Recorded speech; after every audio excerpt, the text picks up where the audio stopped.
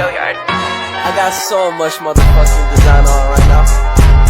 Break it down, bring it back, make it clap. I got 3 old thoughts, new block. Seleksi dan penempatan.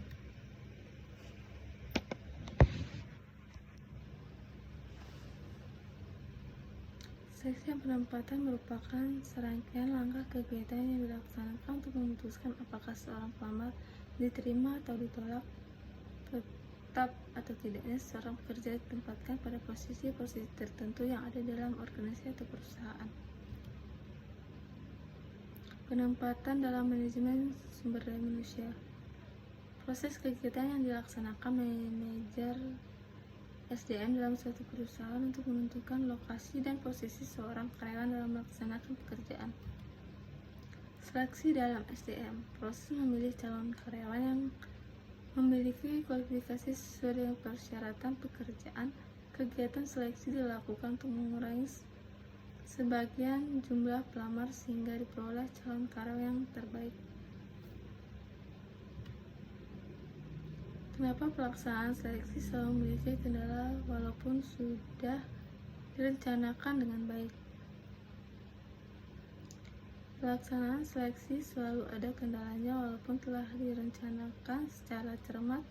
Hal ini terjadi karena yang akan diseleksi adalah manusia yang mempunyai pikiran, dinamika, dan harga diri.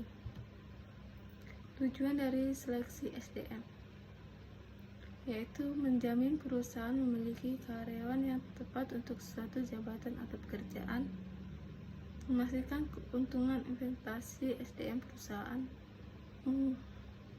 mengevaluasi dalam pekerjaan, dan mendapatkan pelamar sesuai minat.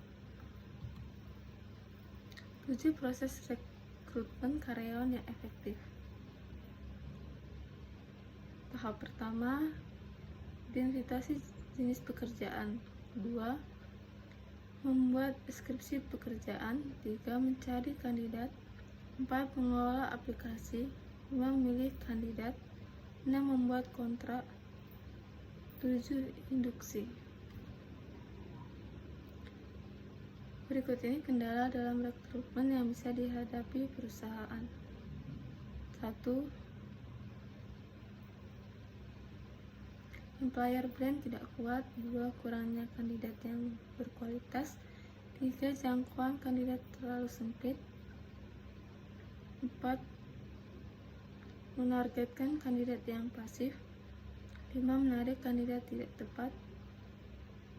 6. Terbatasnya staf rekrutmen. 7. Proses rekrutmen terlalu rumit.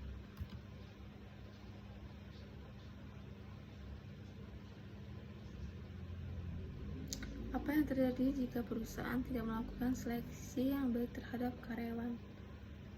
Apabila rekrutmen dan seleksi tidak dikelola dengan baik, maka perusahaan tidak memperoleh sumber daya manusia yang tepat dan sesuai dengan kualifikasi yang dibutuhkan oleh perusahaan. Hal tersebut akan membuat proses kinerja yang ada di dalam perusahaan berjalan kurang efektif dan efisien. Berapa lama proses rekrutmen karyawan baru? Rata-rata proses rekrutmen membutuhkan sekitar 43 hari yang melibatkan serangkaian tahap sorting, tes kemampuan, wawancara, sampai mendatangkan surat perjanjian kerja.